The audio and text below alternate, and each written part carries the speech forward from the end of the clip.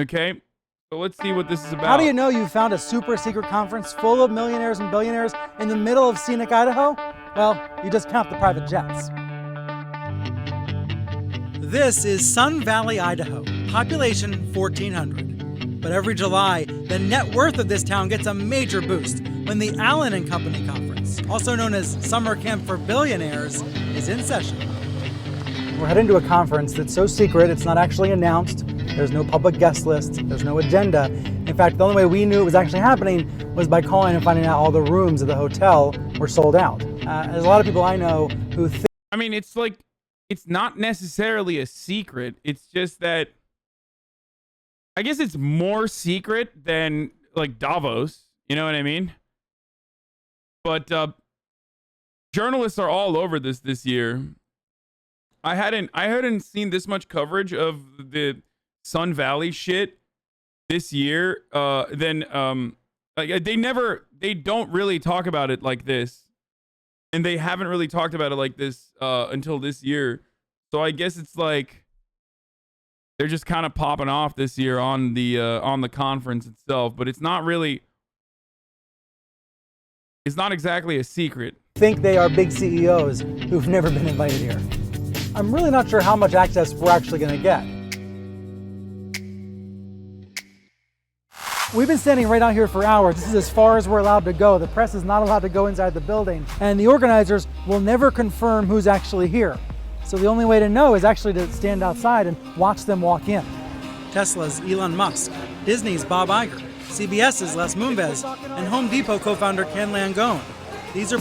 Yeah, it's for like these billionaire freaks to be able to wear Patagonia vests and talk to one another about like what they're potentially going to do. Famously last or 2 years ago, I guess, or whenever fucking Jeff Bezos decided to buy the Washington Post, like this was the conference where he decided to buy it. It's basically all expenses paid get together that's thrown by a that's the Palantir CEO. Okay. It's thrown by, why are all billionaires bald? Because there's no cure for baldness. It's thrown by a smaller bank, like a smaller, I think it's a hedge fund or something. And the only thing that they demand of you for throwing this is like if you put together a deal, like they want to be in on it. Okay, that's it. They facilitate the deal. Allen and Co. Thank you. That's the name of the bank. Allen and Company is the investment firm. So that's what this is about. Probably some of the busiest people on the planet. So I had one question: why are they all here? There's nothing like it. This is it. Media, entertainment, special subjects they have. It's a fabulous conference. But what do you most get out of this conference? It's mostly about the ability to convene and to communicate directly with a lot of people. It would take me longer to get to all those people than it does here all in one place. I gotta go. Nice to see you all. We needed to be back at 6 a.m. The rich equivalent of y'all yesterday at the 100 Thieves compound? I guess. Kind of. Like, I'm not going to the 100 Thieves compound to do business deals. They're there to do business deals. They're all there to do business deals with one another. I'm going to the 100 Thieves compound because I want to fucking eat free food and hang out with other like people in my industry that I don't really get to see in person a lot.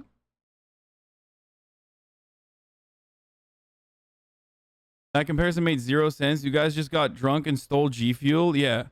Well, for them, it's like they have so much power. Like these people are literally the gatekeepers of all power on the planet. So obviously that's the main difference there, is that they have tremendous power.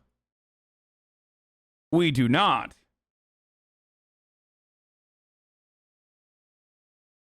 It's like comparing this to the 100 Thieves content house is like comparing the 100 Thieves content house gathering to, you know, your backyard barbecue, which is a significantly better comparison than comparing this to the 100 Thieves Content House.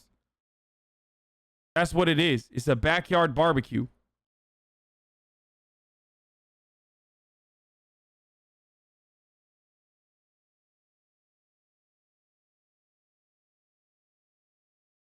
To catch the attendees headed to breakfast.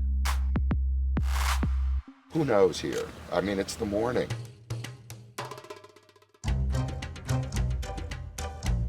So this is how it works. They walk by, sometimes they make a joke, but they're not talking to us. They're not actually answering questions or revealing what's going on at the conference. Everything is treated as off the record, meaning they're not even supposed to talk about being here. Good morning. Do you have a quick second? No, I don't. Good morning. Brian Sutter from CNN, do you have a moment for us? Talk to CNN for a moment? Why the fuck is Chris Christie there, dude? Like, why does Chris Christie get invited to this? What kind of feedback is Chris fucking Christie going to have? Very strange. Not today. Can you talk to us about Apple News for a moment? Oh? Now that's a motherfucker that's there for free food, okay? Chris Christie. Same, like if I was invited to some shit, if I was invited to an event, you bet your ass I'm there for free food. So same with Chris Christie. I don't want to say I'm giving up entirely, but I'm definitely taking a lunch break. Now, thankfully, Hollywood producer Brian Grazer saved me from a sugar overdose and agreed to talk with us off campus about what really goes on behind the scenes. People aren't here with pads and Okay, he's never getting invited back. paper, taking notes. They're just getting to know each other, like getting to know how different people live, different people that have expertise, understand their expertise. You know, you see all of the media titans, they're sitting at the same table. They're all hanging out. They, of course, are competing on so many different levels, but in the very end, they all have humanity. They all Class solidarity.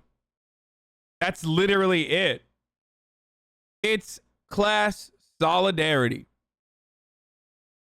The thing that all billionaires and millionaires that are at this event, the thing that they all share is class solidarity.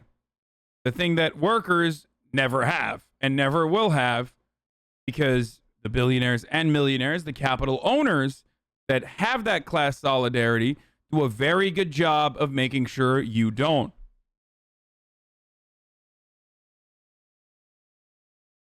So guys, how do we fuck up the world for the next year? No, they get together and they talk about what are we going to do about the poors that are fucking losing their minds.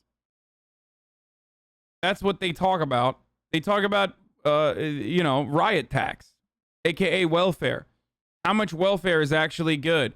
How much should we do to like fight back on climate change?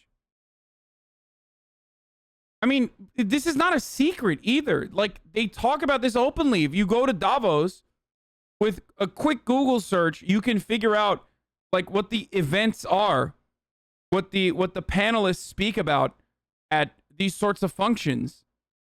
I mean, maybe with this one you can't figure it out because it's less formal. It's not a formal event.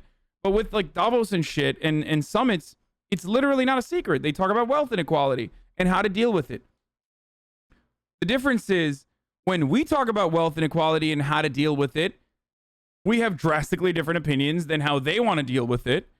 And the main difference is that the way that they want to deal with it is actually how wealth equality is dealt with in the end, because they have all the power.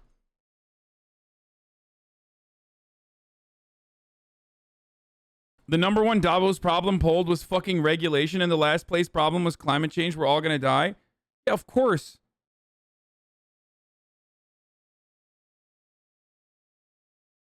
I mean, that's it. They talk about wealth inequality and then, you know, hide their assets in overseas tax havens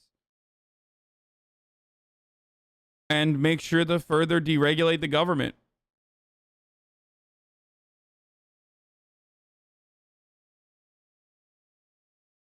understand how hard the game really is. I would love to be involved in this in any way, shape, or form. I would die to just like be able to ask questions at an event like this. It would be It would be very They interesting. want each other to win. They want the business to win. While my journalistic pride was a little bruised, these executives are encouraged not to talk to people like me. They come here for the opposite reason, to ditch their corporate suits and have some straight talk with their peers. Whatever they're plotting, I certainly don't know what it is yet. But hey, there is always next year. I mean, I'll tell you what they fucking plotted. The plot that they came up with was not the business plot, which is kind of a funny way to yeah, they're just doing the business plot again, dude. But instead of FDR, but to Joe Biden. So this is from 2015, and this is like ongoing this year as well. But what I was going to talk about is it's still the same shit. It's at the same place in Sun Valley, Idaho. The thing that they plotted was ethical capitalism. Remember that Johnny Harris video that came out about how there could be an ethical stakeholder capitalism. That was what they wanted to rebrand as. Stakeholder capitalism, like reshifting the effort and energy and the fiduciary responsibility away from shareholder capitalism to stakeholder capitalism, and adding more emphasis on not necessarily the workers, but just the environment, stuff like that. That was what came out of this conference, okay? And as we all know, it's not necessarily a solution. Yeah, the one that was sponsored by the Writers for Stakeholder Capitalism, exactly. It's shit like that. It's always about how to suppress the pores. Like, it's a delicate balance. Okay? It's always a delicate balance to give people enough that they don't recognize that they're pushed into a fucking corner and they have to fight their way out of it, but not so much that they are comfortable enough to rise up. Okay? If you're well fed, you might be able to actually fight back. If you're starving, then you might actually have no other option but to fight back.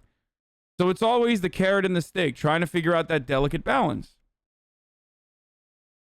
And that's precisely what they get together and talk about.